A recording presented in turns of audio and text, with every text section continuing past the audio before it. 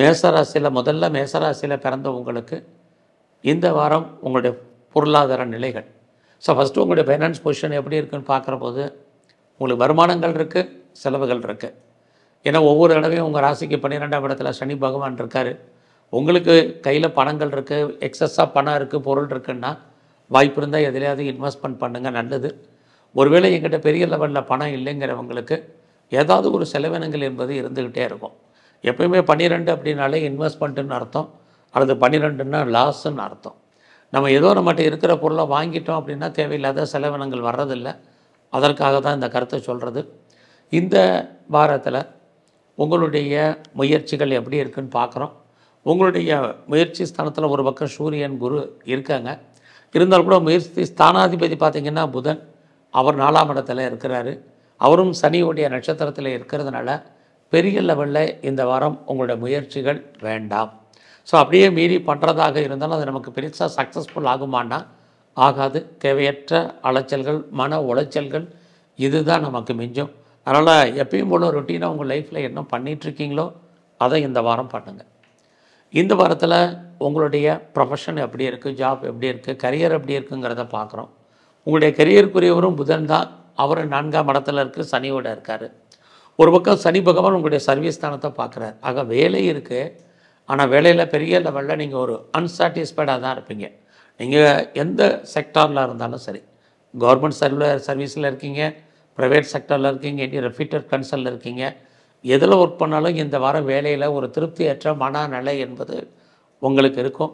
ஆகையினால இந்த வாரம் கிடைச்ச வேலையை தக்க வைக்கிறதுக்கு பாருங்கள், அல்லது கிடைச்ச ஜாபை நீங்கள் ரசித்து பண்ணுங்கள். இது இந்த வாரம் ரொம்ப முக்கியம்.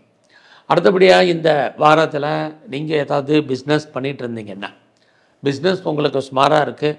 பிஸ்னஸில் ஓரளவுக்கு வருமானங்கள் இருக்குது. சுமாராக இருக்குங்கிறதுக்காக நீங்கள் இன்வெஸ்ட்மெண்ட் எதுவும் பண்ணாமல் வேண்டியதில்லை. தாராளமாக இன்வெஸ்ட்மெண்ட் பண்ணுங்கள். இன்வெஸ்ட்மெண்ட் பண்ணுற அளவுக்கு உங்களுக்கு பிஸ்னஸில் ரிட்டர்ன்ஸ் கிடைக்கும், லாபம் கிடைக்கும், ப்ராஃபிட் கிடைப்பதற்கான வாய்ப்பு நிறையவே இருக்குது. இந்த வாரத்தில் உங்களுடைய மன வாழ்க்கை ஓரளவுக்கு மகிழ்ச்சிகரமாகவும் சந்தோஷகரமாகவும் இருப்பதற்கான வாய்ப்பு இந்த வாரம் உங்களுக்கு இருக்குது. எல்லாத்துக்கும் மேலே இந்த வாரத்தில் எதிர்பாராத உதவிகள் அல்லது நட்புகள் இது உங்களுக்கு அமைவதற்கான வாய்ப்பு இருக்குது. நீங்கள் யாரையாவது எதிர்பார்த்து அவங்களுடைய காரியத்தை எதிர்பார்த்து இருந்தீங்கன்னா கண்டிப்பாக உங்களுக்கு ஃபேவரபுளாக வர்றதுக்கான வாய்ப்பும் இந்த வாரத்தில் இருக்குது.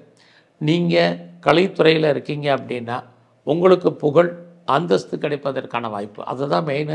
அது மட்டும் இல்லை, வருமானங்கள் உங்களுக்கு அமைவதற்கான சூழ்நிலைகள் இருக்குது.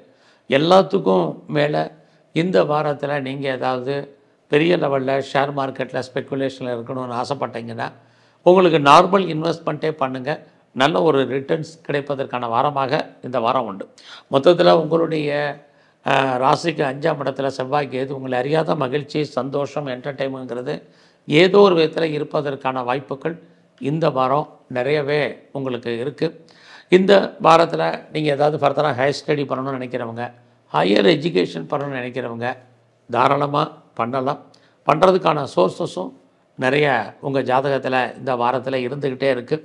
ஸோ இந்த வாரத்தை பொறுத்த வரைக்கும் உங்களுடைய ஹெல்த் கண்டிஷன் கொஞ்சம் கான்சன்ட்ரேட் பண்ணுங்கள். ஏன்னா சனி பகவான் பார்த்துக்கிட்டே இருக்கார். சனி இருந்தாலே கொஞ்சம் நோயுடைய தன்மை அதிகரிப்பதற்கான வாய்ப்பு, தேவையற்ற செலவினங்கள், விரயங்கள், நஷ்டங்கள், வைத்திய செலவுகள் ஏற்படுவதற்கான சூழ்நிலைகள் இருக்குது. அதனால் இது விஷயத்தில் கவனம். இந்த வாரத்தில் நீங்கள் சனி பகவானையும் நவகிரகத்தில் இருக்கக்கூடிய புத பகவானை தரிசனம் பண்ணிவிட்டு வாங்க.